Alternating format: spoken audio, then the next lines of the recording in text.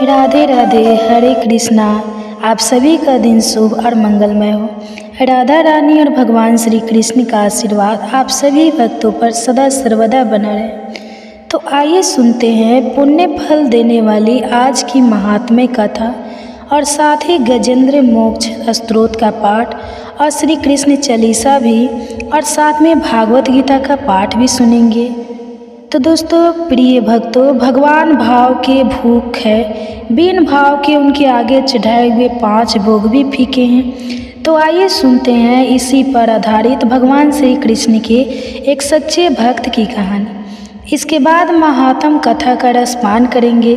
जय श्री गणेश। एक समय की बात है, भगवान श्री कृष्ण का एक बहुत बड़ा भक्त था, लेकिन वो थोड़ा गरीब था। एक दिन उसने अपने के सबसे बड़े गोविंद गोधाम की महिमा सुन ली। बस फिर क्या था, उसका वहाँ जाने को मन उत्सुक हो गया। कुछ दिन के बाद जन्माष्टमी आने वाली थी। उसने सोचा कि इस बार मैं प्रभु के साथ जन्माष्टमी गोविंद गोधाम में मनाऊंगा। गोविंद गोधाम उसके घर से बहुत दूर था। जन्माष्टमी वाले दिन वह सुबह ही घर से चल पड़ा। उसके मन में कृष्ण भगवान को देखने का उत्साह और मन में भगवान के भजन गाता जा रहा था। रास्ते में जगह जगह लंगर और पानी की सेवा हो रही थी। वह यह सब देखकर बहुत आनंदित हो रहा था। वह प्रभु, आपकी लीला मैंने तो सिर्फ सुना ही था कि आप गरीबों पर बड़ी दया करते हो। आज अपनी आँखों से देख भी लिया। सभी गरीब, भिखारी और आम लोग एक ही जगह से लंगर प्रसाद पाकर कितने खुश हैं। वह भक्त तो मैं बैठा वह देख ही रहा था। उसने सबके देने पर भी कुछ नहीं लिया और उसने सोचा कि पहले मैं प्रभु के दर्शन करूंगा, उसके बाद ही कुछ खाऊंगा, क्योंकि आज तो वहाँ पर गरीबों के लिए बहुत प्रसाद का इंतजाम किया होगा।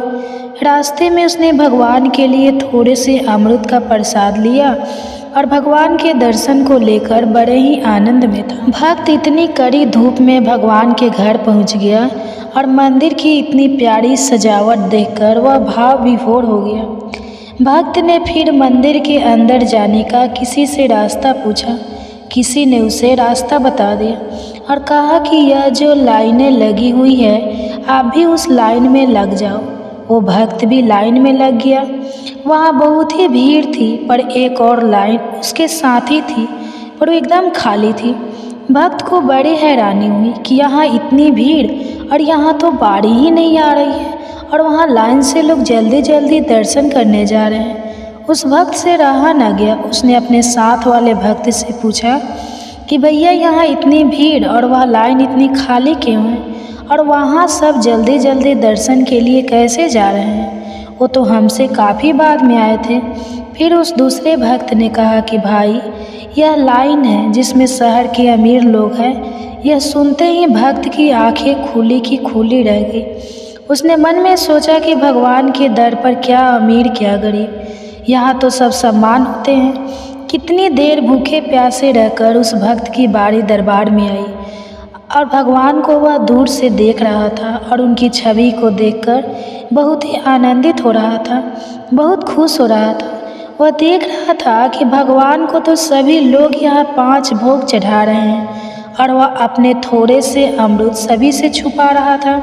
जब दर्शन की बारी आई तो सेवादारों ने उसे ठीक से दर्शन भी नहीं करने दिए और जल्दी चलो कहने लगे। उसकी आंखें भर आई और उसने चुपके से अपने वो अमरूद वहाँ पर रख दिए और दरबार से बाहर चला गया। दरबार के बाहर ही लंगर प्रसाद लिखा हुआ था। भक्त को बड़ी भूख लगी थी।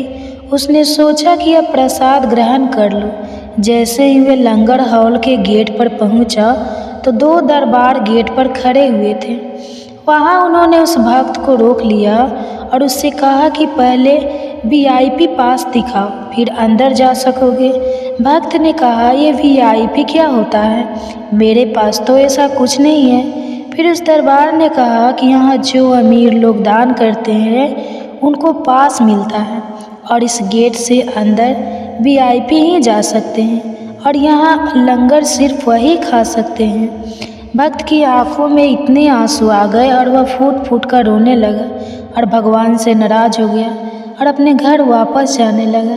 रास्ते में वह भगवान से मन ही मन में बात करता जा रहा था और उसने कहा कि हे प्रभु, आप भी अमीरों की तरह हो गए हो, आप भी बदल गए हो क्या प्रभु? मुझे तो आपसे यह उम्मीद बिल्कुल भी नहीं थी। और यही सब सोचते सोचते वह सारे रास्ते रोता रहा और घर पर पहुंचकर भी रोते रोते उसे नींद आ गई और वह सो गया। भक्त को भगवान ने नींद में दर्शन दिए और भक्त से कहा, हे मेरे प्यारे भक्त, तुम नाराज मत हो। भगवान ने कहा कि अमीर लोग तो सिर्फ मेरी मूर्ति के दर्शन करते हैं, अपने साक्षात दर्शन तो मैं तुम जैसे भक्तों को ही देता हूँ और मुझे 56 भोग से कुछ भी लेना देना नहीं है। मैं तो भक्त के भाव खाता हूँ और उनके आंसू पी लेता हूँ। हे भक्त, और यह देखो, मैं तुम्हारे भाव से चढ़ाए हुए अमृत खा रहा हूँ। यह सब देखकर भगवान के साक्षात दर्शन पाकर भक्त का सारा संदेह दूर हो गया और वह भोगनाथ के साक्षात दर्शन पाकर बड़ा खुश हुआ और उसके गोविंद गोधाम जाना सफल हुआ और भगवान को खुद उसके घर चलकर आना पड़ा। तो हे प्रिय भक्तों, भगवान भाव के भूखे हैं, बिना भाव के उनके आगे चढ़ाए हुए 5 भोग भी फीके हैं। एक बात का और ध्यान रखिएगा, जब भी प्रभु के धाम प्रभु के दर्शन के लिए जाए तो सच्चे दिल से लाइन में खड़े रहकर जब तक आपको दर्शन नहीं होते तब तक प्रभु का सच्चे दिल से ध्यान करते रहिए, तभी दर्शन सफल होंगे। जय श्री हरि विष्णु। हे प्रिय भक्तों, तो आइए आज की महात्म के कथा में आगे का वृतांत सुनते हैं। पिछले अध्याय में हमने जाना था कि पार्वती जी महादेव जी से पुत्र उत्पत्ति के लिए प्रार्थना करती है और शिव जी उन्हें पुण्य व्रत के लिए प्रेरित करते हैं। आइए अब सुनते हैं इस आगे का वृतांत, जिसमें भगवान शिव द्वारा पार्वती से पुण्य व्रत की सामग्री, विधि तथा फल का वर्णन किया गया है। ओम नमो नारायण। श्री नारायण जी कहते हैं कि हे नारद, पुण्य व्रत का विधान सुनकर पार्वती माता का मन प्रसन्न हो गया। उसके बाद उन्होंने व्रत की संपूर्ण विधि के विषय में प्रसन्न करना शुरू किया। पार्वती जी बोली कि हे नाथ, आप वेद वक्ताओं में श्रेष्ठ, करुणा के सागर तथा प्रात परम हैं। हे दीनबंधु, इस व्रत का सारा विधान मुझे बतलाइए। प्रभु, कौन कौन से द्रव्य और फल इस व्रत में उपयोगी होते हैं? इसका समय क्या है? किस नियम का पालन करना पड़ता है? इसमें आहार का क्या विधान है और इसका क्या फल होता है? यह सब मुझे विनम्र सेविका से वर्णन कीजिए। हे प्रभु, और साथ ही एक उत्तम पुरोहित पुष्प इकट्ठे करने के लिए, ब्राह्मण और सामग्री जुटाने के लिए वृत्तियों को भी नियुक्त कर दीजिए। इसके अतिरिक्त और जो भी है व्रत उपयोगी वस्तुएं हैं जिन्हें मैं नहीं जानती हूँ, वह सब भी इकट्ठा करवा दीजिए, क्योंकि स्त्रियों के लिए स्वामी ही सब कुछ प्रदान करने वाला होता है। स्त्रियों की 3 अवस्थाएं होती हैं, कुमार, युवा और वृद्ध अवस्था। पिता युवा अवस्था में, पति और वृद्धा अवस्था में पुत्र सभी तरह से पालन करने वाले होते हैं। हे प्राणनाथ, आप तो सर्वात्मक और सर्वज्ञ हैं, इसलिए आपने आत्मा की निर्वृत्ति का कारणभूत एवं श्रेष्ठ पुत्र मुझे प्रदान कीजिए। हे भगवान, यह तो मैंने अपनी जानकारी के अनुरूप आप जैसे महात्मा से निवेदन किया है। हे स्वामी, आप तो सबके अतिरिक्त अभिप्राय के ज्ञाता है और परम ज्ञानी हैं, भला मैं आपको क्या समझा सकती। ऐसा कहकर पार्वती जी ने प्रेम पूर्वक अपने पति देव के चरणों में माथा टेक दिया। तो महादेव शिव जी ने आगे क्या बताया, ये कल के आगे अध्याय में सुनेंगे। आप सुनिए भागवत गीता का पाठ। गीता के 6ठे अध्याय में भगवान शरीर और मन के निरंतर जागरूक रहने की आवश्यकता के बारे में बताते हैं। आत्म उद्धार ध्यान योग के उपाय, ध्यान योगी के लक्षण, मन की चंचलता का प्रशिक्षण और उसी मन को वश में करने के उपाय के बारे में भी बताते हैं। श्री कृष्ण अर्जुन से कहते हैं, जो मनुष्य कर्म के फल की इच्छा ना रखते हुए अपने नियत कर्तव्य और अपने कर्म को करता रहता है, जो कि उसे करना ही चाहिए, वही योगी है, वही सन्यासी है। वह सन्यासी नहीं है जो यज्ञ करना बंद करते हैं और कोई भी कर्म ना करे, लेकिन भारत तो अनुशासित कर्म ही सन्यास समझ और यह भी जान ले कि कोई भी व्यक्ति अपने स्वार्थ, अपनी सभी इच्छाओं और अपने कर्मों के फल को त्यागे बिना योगी नहीं बन सकता। जो मुनि योग तक पहुंचना चाहता है उसके लिए निष्काम कर्म को साधन बताया गया है।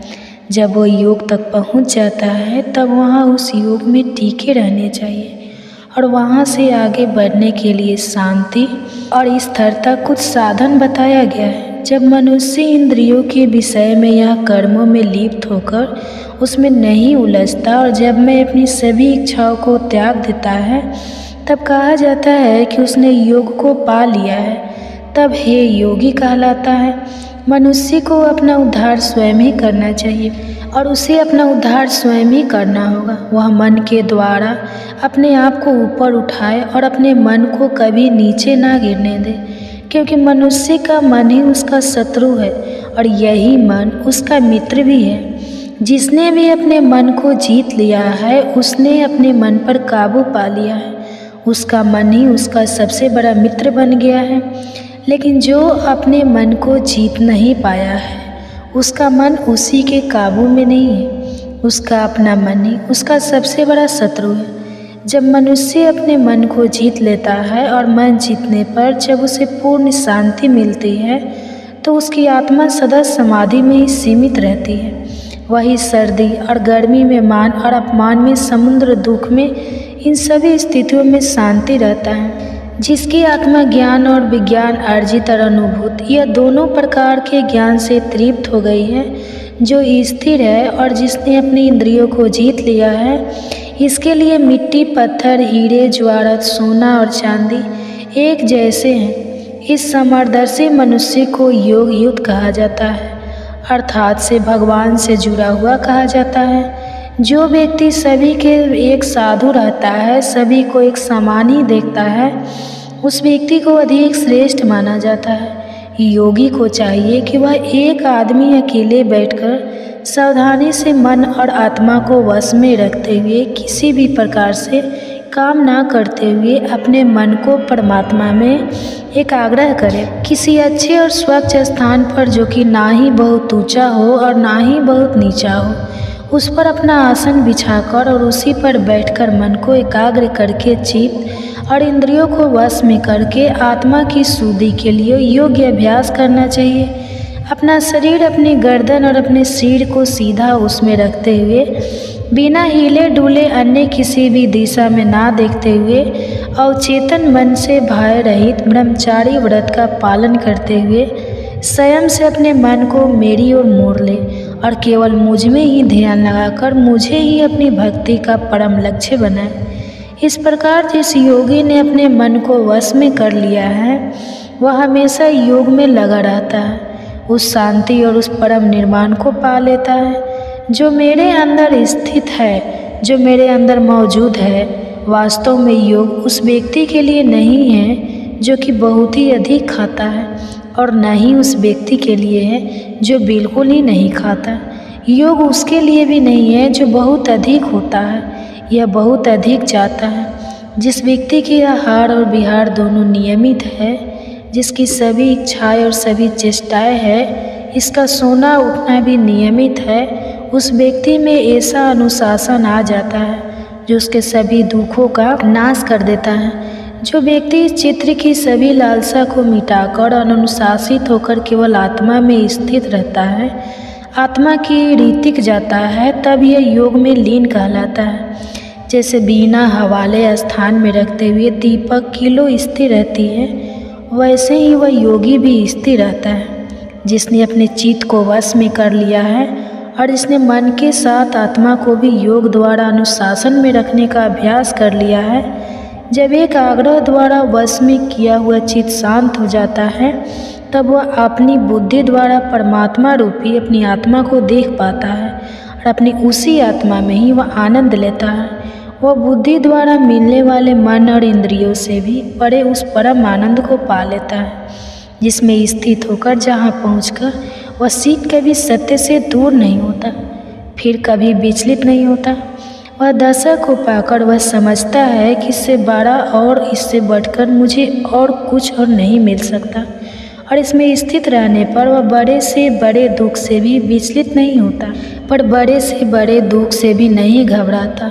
उस दशा का नाम है योग। जो बंधन में दुख से बांधे रहते हैं, किलो वनों को काटना ही तो योग कहलाता है। इस योग का अभ्यास दृढ़ संकल्प के इरादे और शांत चित्त से ही किया जाना चाहिए। स्वार्थ भरे संकल्प से उत्पन्न अपनी सभी इच्छाओं को, अपनी पूरी कामनाओं को पूरी तरह त्याग कर सभी इंद्रियों को सभी ओर से मन द्वारा वश में करके अपनी धैर्य वाली बुद्धि से अपने आप को शांत करता जाए और अपने मन को अपनी आत्मा में स्थिर करके धीरे धीरे समाधि अवस्था में प्राप्त करे और अन्य किसी भी वस्तु का ध्यान न करे। चंचल और अस्थिर मन जिस चीज़ और भागने लगे उस और वहाँ अपने मन को काबू में करके और फिर केवल आत्मा के वश में वापस ले आए। सबसे बड़ा सुख उस योगी को मिलता है, इसका मन शांत है, इसके मन के कभी विकार निकल गए हैं, जो निष्पाप है, जो सभी पूर्व पाप कर्म से मुक्त हो गया है और जो परमात्मा के साथ एक हो गया है। इस प्रकार वह योगी जिसने अपने सभी पापों को दूर कर लिया है, जिसने आत्मा को सदा योग में लगाया हुआ है, और यह योगी सरलता से ब्रह्मा के स्पर्श से होने वाले परम में का अनुभव करता है। जो व्यक्ति योग नियुक्त हो गया है, जो सबको एक ही नज़र से देखता है, वह सभी प्राणियों में मुझ परमात्मा को निवास करते हुए और मुझ परमात्मा में सभी प्राणियों को निवास करते हुए देखता है। वह सबको और सब कुछ एक जैसा ही दिखता है। जो मुझे सब जगह, आप सब जगह मौजूद देखता है और जो सब वस्तुओं को मुझ में व्यापक, मुझ में ही मौजूद देखता है, उससे मैं कभी अलग नहीं होता और ना ही वह मुझसे कभी अलग होते हैं। जो योगी एक ही भाव में स्थिर होकर सभी प्राणियों के हृदय में मुझे यानी परमात्मा को मौजूद मानकर मेरी उपासना करता है, वह चाहे कितना भी कार्यशील क्यों ना हो, चाहे कितना भी काम क्यों ना करता हो, फिर भी वह मुझ में ही निवास करता है। जो व्यक्ति प्रत्येक वस्तुओं को अपने जैसा ही समझकर समान दृष्टि से देखकर वह सबको अपने जैसा ही समझता है, वह चाहे स्वयं सुख में हो या दुख में हो।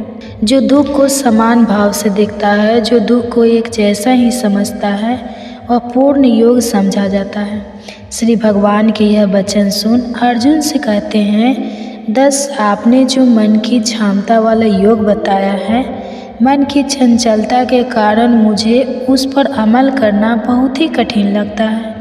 वह यह मन तो बहुत ही चंचल है, यह बहुत ही तेज, बलवान और जटिल है। मुझे तो यह लगता है कि इस मन को वश में करना हवा को वश में करने के बाद यह बहुत अधिक कठिन है। श्री भगवान उत्तर देते हैं, तुम ठीक कह रहे हो, पर यह मन तो बड़ा ही चंचल है और इस चंचल मन को वश में करना बेहद कठिन है। फिर भी तू जान ले, यह लगातार अभ्यास और वैराग्य द्वारा इस मन को वश में किया जाना संभव है। मैं यह भी मानता हूँ कि इसके लिए योग को प्राप्त कर पाना बेहद कठिन है, जिसने अपने आप को संयत नहीं किया है। लेकिन असंयत व्यक्ति दृढ़ संकल्प द्वारा अपने मन को वश में कर सकता है और उनके मन में एक और शंका उभरती है और वह केशव से कहते हैं, हे केशव, जो व्यक्ति श्रद्धावान होते हुए भी, तेरी भक्ति करते हुए भी चंचल मन वाला होने के कारण नेताओं को वश में नहीं कर पाता और योग के मार्ग पर चलने के बाद इस मार्ग को भटक जाता है और सीधी तरह नहीं पहुंच पाता, उसकी क्या दशा होती है।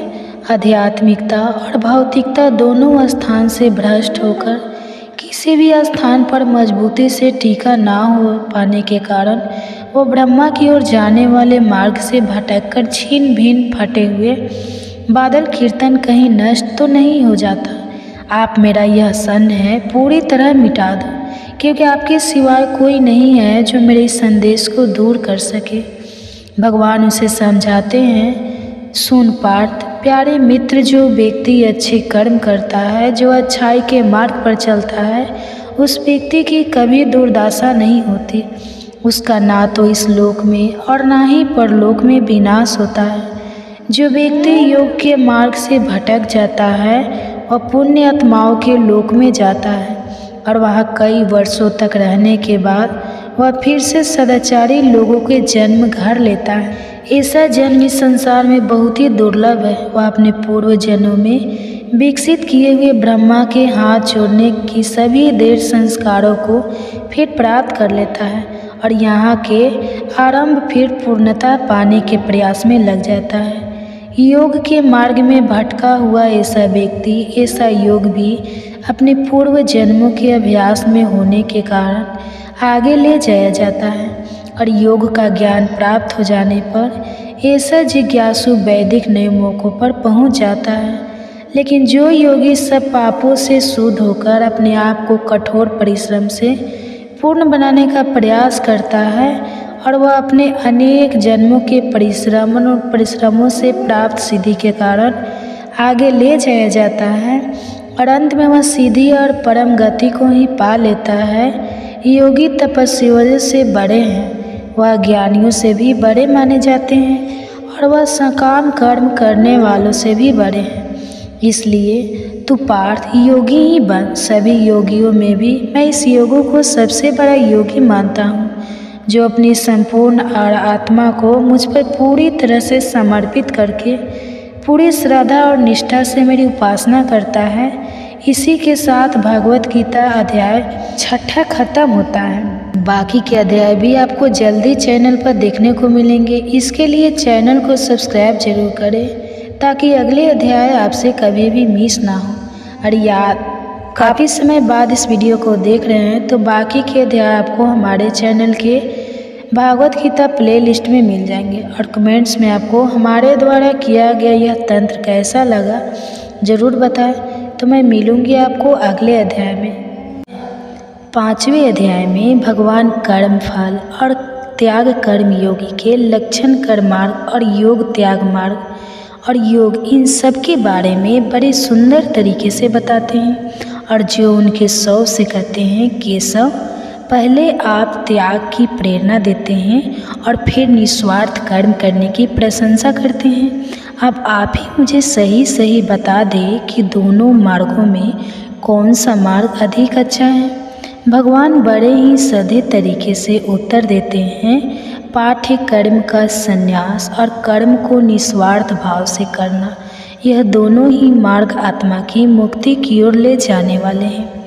लेकिन इन दोनों मार्गों में से कर्म को त्यागने से कर्म को निस्वार्थ भाव से करना कहीं अधिक अच्छा है।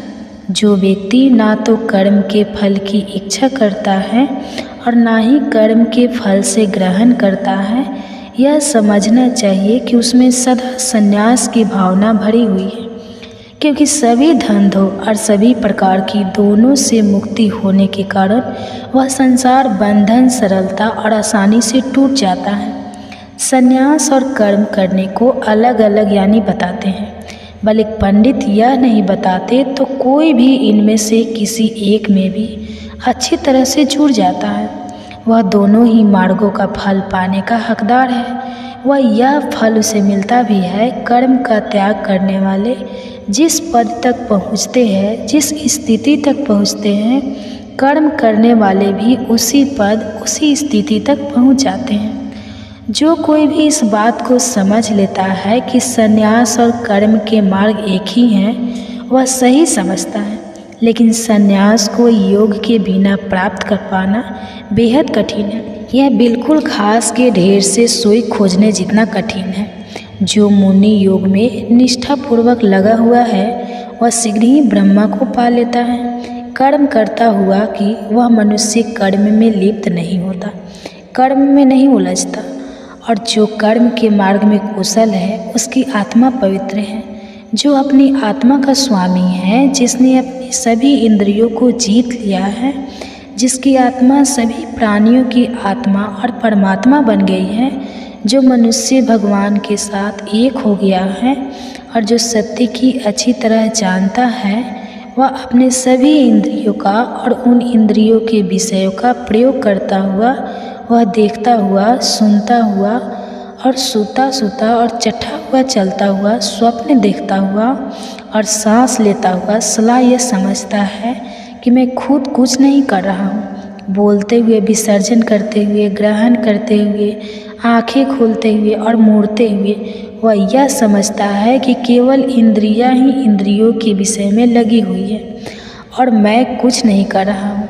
वास्तव में कर्म करने वाली प्रकृति ही है, वही सब कुछ करती है, हम कुछ नहीं करते। जो व्यक्ति लगा और आसक्ति को त्याग कर अपने कर्मों को ब्रह्म को समर्पित करके कर्म करता है, आप उसमें वैसे ही नहीं ठहरता जैसे पानी कमल के पत्ते पर नहीं ठहरता। योगी लोग आसक्ति को त्याग कर आत्मा की शुद्धि के लिए केवल शरीर, केवल मन थी या फिर केवल अपने इंद्रियों द्वारा एक कर्म करते हैं। योग में लगी हुई आत्मा कर्म के फल में आ सकती है, अर्थात लगाव को त्याग कर सदा ही रहने वाली शांति को प्राप्त करती है। लेकिन जिनकी आत्मा ब्रह्मा से अलग है, जो ब्रह्मा के साथ एक नहीं हुई है, वह इच्छा द्वारा प्रेरित रहते हैं और कर्म के फल पर उनका लगा फिर आता है और इसी कारण वह बंधन में सदा ही बने रहते हैं।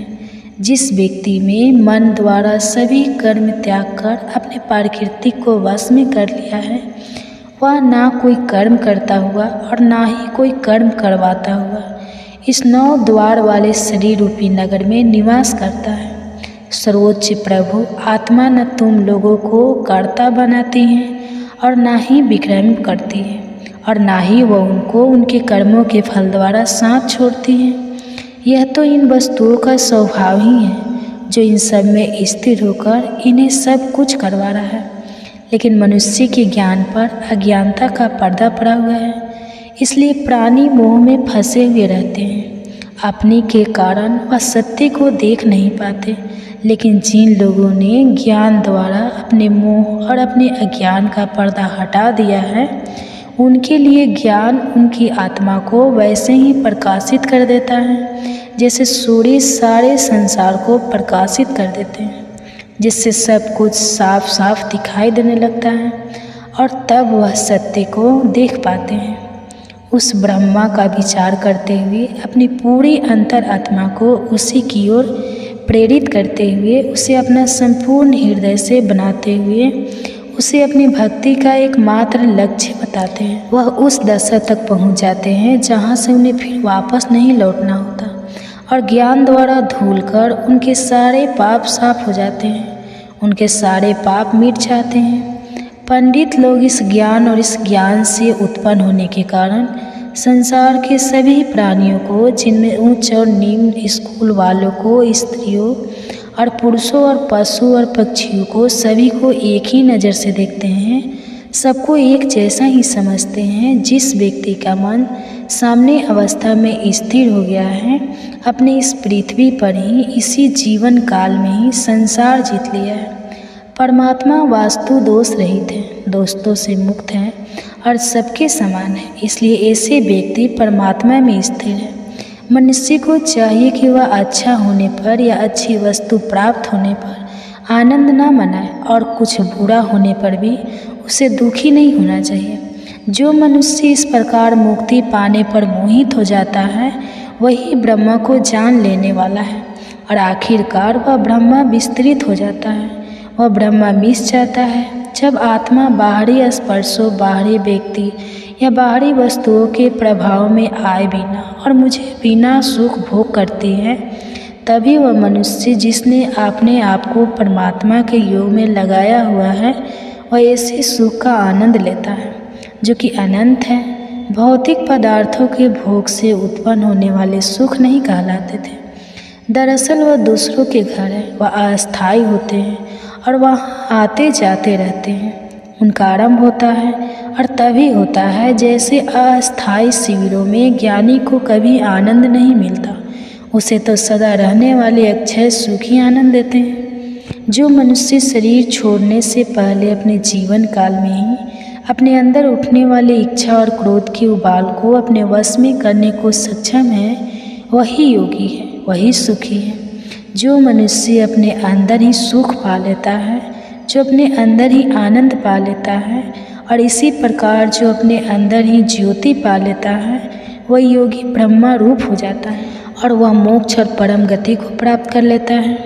वह पवित्र मनुष्य के सारे पाप नष्ट हो गए हैं, जिनके सारे संदेह भी दूर हो गए हैं, जिनके मन अनुशासित है, जो सभी प्राणियों का भला करने में आनंद लेते हैं, वह मोक्ष और परम गति को प्राप्त कर लेते हैं। जिन तपस्वी आत्माओं ने अपने मन अपने आप को सभी प्रकार की इच्छाओं और क्रोध से मुक्त कर लिया है, जिन्होंने मन को वश में कर लिया है, जिन्होंने आत्मा यानी मुझे परमात्मा को पहचान लिया है, वह और परम गति हमेशा उनके ही निकट स्थित रहती है।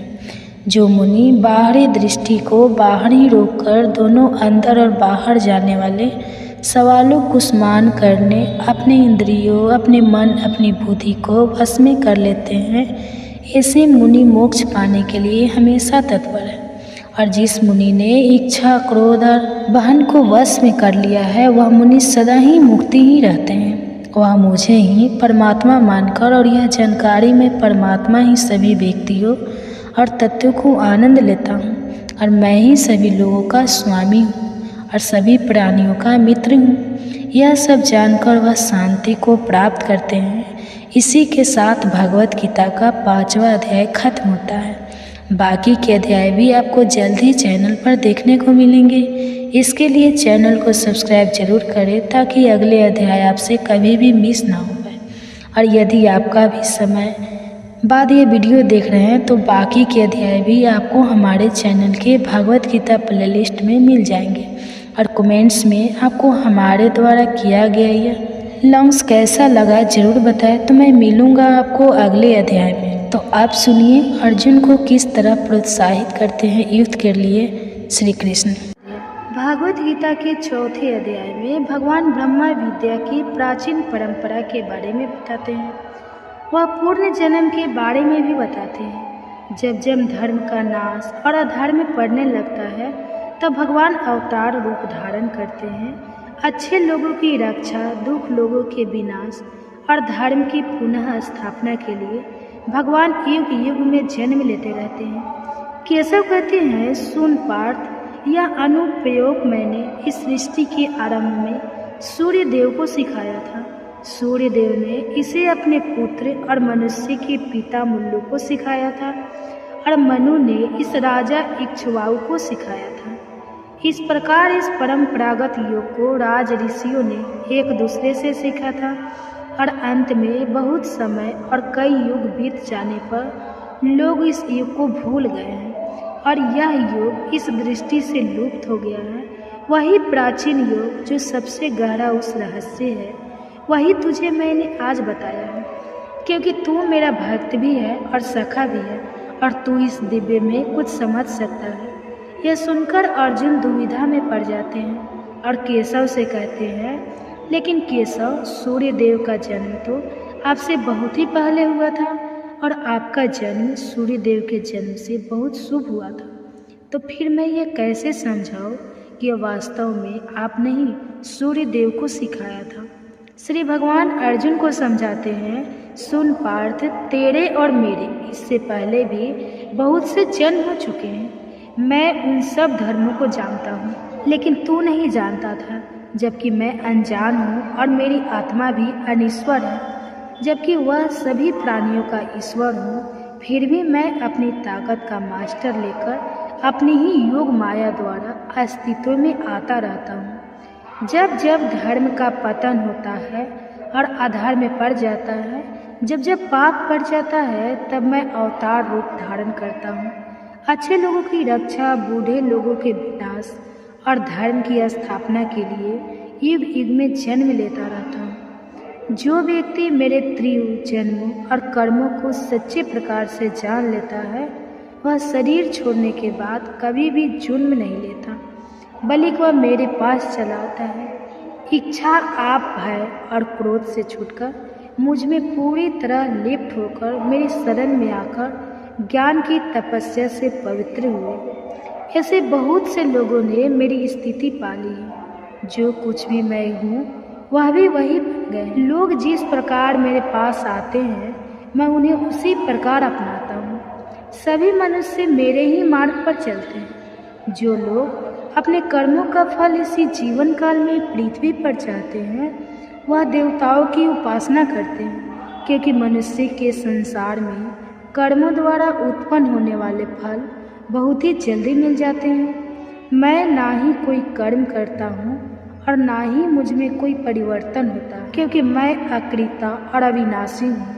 कर्म मुझे दूषित नहीं करते, कर्म मुझसे लिप्त नहीं होते और ना ही किसी भी कर्म के फल के प्रति मेरी कोई इच्छा है। जो कोई भी मुझे इस रूप में जान लेते हैं वह कर्म करता हुआ भी उस कर्म के बंधन में नहीं बंधता। प्राचीन काल में मोक्ष चाहने वाले लोगों ने भी ऐसा ही किया था। यह सब जानते हैं, निष्काम कर्म किया था। इसलिए जैसे प्राचीन काल में लोगों ने निष्काम कर्म किया था, उन्हीं की तरह तू भी वैसा ही कर्म किया। विक्रम क्या है, अक्रम क्या है, क्या करना उचित है, क्या करना अनुचित है, कर्म का त्याग किया है। इस हमने तो बड़े बड़े ज्ञानियों को भी भ्रम में डाल दिया है, वह भी इसे ठीक तरह से समझ नहीं पाए। लेकिन मैं तुझे बताऊंगा कि कर्म क्या है। इसे जानकर तू सब दोषों से मुक्त हो जाएगा। अपना नियत कर्म शास्त्रों में बताया गया कर्म यही उचित कर्म है, यही करने योग्य कर्म है। मनुष्य को इन सब को अच्छी तरह से समझ लेना चाहिए। वर्जित कर्म क्या है, क्या करना अनुचित है, उसे यह भी अच्छी तरह से समझ लेना चाहिए। साथ ही अकर्म और कर्म का त्याग किया है, यह भी अच्छी तरह से समझ लेना चाहिए। कर्म की गति को, कर्म की गहराइयों को और कर्म की बारीकियों को समझना भी बहुत कठिन है, क्योंकि कर्म की प्रकृति गुण है। जो मनुष्य कर्म में अकर्म और अकर्म में कर्म पहचान लेता है वही योगी, वही हंसी है, और वह अपने सारे कर्म करता हुआ भी कर्म के बंधन में नहीं बंधता और वह दिव्य स्थिति में ही रहता है। जिस मनुष्य के सभी कर्म उस कर्म के फल की इच्छा के संकल्प से मुक्त हो गए हैं, जिसके सभी कर्म ज्ञान की आग में भस्म हो गए हैं, इस मनुष्य को ज्ञानी लोग पंडित कहते हैं। कर्म के फल के प्रति सभी इच्छाओं को त्याग कर सदा तृप्त रहता हुआ, बिना किसी भी कर्म के फल पर निर्भर हुए, वह भला ही सदा कर्म में लगा रहे, फिर भी वह कुछ नहीं कर रहा होता। कोई भी कर्म फल की इच्छा ना रखते हुए, अपने चित्रों और आत्मा के वश में रखते हुए, सभी प्रकार के संपदाओं, सभी प्रकार के भोगों, साधनाओं को पूरी तरह से त्याग कर जो केवल शरीर निर्वाह के लिए कर्म करता है, उसे कोई भी दोष नहीं लगता। जो मनुष्य संयोगवश प्राप्त वस्तु से बिना उस वस्तु के कामना किए, उसे प्राप्त करने के कोई प्रयास बिना जो भी प्राप्त हो जाए उसमें संतुष्ट रहता है, जो सुख दुख आदि की सभी सुविधाओं से पहुंच चुका है, जो इशारा से मुक्त असफलता और विफलता दोनों में समान रहता है, भोग कर्म करता हुआ भी कर्म के बंधन में नहीं बंधता, जो कर्म को यज्ञ समझकर करता है, जिसका मन मजबूती से ज्ञान में स्थिर हो चुका है, जो ज्ञान ऊपर की तरह से टिक गया है, जो मुक्त हो चुका है, जिसके कर्म के फल के प्रति सभी इच्छाएं और लगाव भी समाप्त हो चुके हैं, ऐसे मनुष्य का कर्म पूरी तरह ब्रह्मलीन हो जाता है। उसके लिए अर्पण करने वाला परमात्मा है, अर्पित की जाने वाली वस्तु भी परमात्मा है। परमात्मा द्वारा वहाँ पर महत्वपूर्ण की आग में अर्पित की जाती है। जो व्यक्ति अपने कर्मों में परमात्मा को देखता है, वह फल स्वरूप फल के रूप में परमात्मा को ही पाता है। कुछ योगी देवताओं की पूजा के रूप में यज्ञ करते हैं, जबकि कुछ ब्राह्मण के ज्ञान में लगे रहते हैं। कुछ लोगों कान नाक आदि ज्ञान इंद्रियों को, कुछ रूप गंध शब्द आदि समस्त विश्व को, कुछ इंद्रियों की संपूर्ण क्रियाओं को यज्ञ के रूप में अर्पित करते हैं। कुछ अपनी भौतिक संपत्ति को, कुछ अपनी तपस्या को, तो कुछ अपने योग आप तो यज्ञ के रूप में अर्पित करते हैं। जबकि कुछ जिन्होंने अपने मन को वश में कर लिया है और कठोर व्रत धारण किए हैं, वह अपने अध्ययन को, ज्ञान को यज्ञ के रूप में अर्पित करते हैं। कुछ लोग प्राणायाम में लगे रहते हैं, तो कुछ अपने आहार को नियमित करके अपने प्राण रूप श्वासों में अर्पण करते हैं। यह सबके साथ व्यंग के ज्ञाता है। यह सभी जानते हैं कि यज्ञ क्या है और यज्ञ में जीवन द्वारा उनके सारे पाप भी नष्ट हो जाते हैं, उनके सारे पाप मिट जाते हैं। जो लोग याग के बाद बचे हुए पवित्र अनुज्ञा के पवित्र प्रसाद को खाते हैं वह सनातन ब्रह्मा को प्राप्त करते हैं, लेकिन जो व्यक्ति जबकि नहीं करते उनके लिए यह संसार ही नहीं, फिर उन्हें पर लोक कैसे मिल सकता है। इस प्रकार शास्त्रों में अनेक प्रकार के यज्ञ बताए हैं। वह सभी ब्रह्मा तक पहुँचने के साधन हैं और यह जान लेने के बाद तू मुक्त हो जाएगा, क्योंकि बहुत अधिक पदार्थ बंधन में डालने वाले होते हैं और ज्ञान मुक्ति दिलाने वाला होता है। व्यक्ति भौतिक पदार्थों द्वारा या पिछले वाले व्यक्तियों की तुलना में ज्ञान यज्ञ कई गुना अच्छे होते हैं, क्योंकि अंत में सभी कर्म ज्ञान में ही जाकर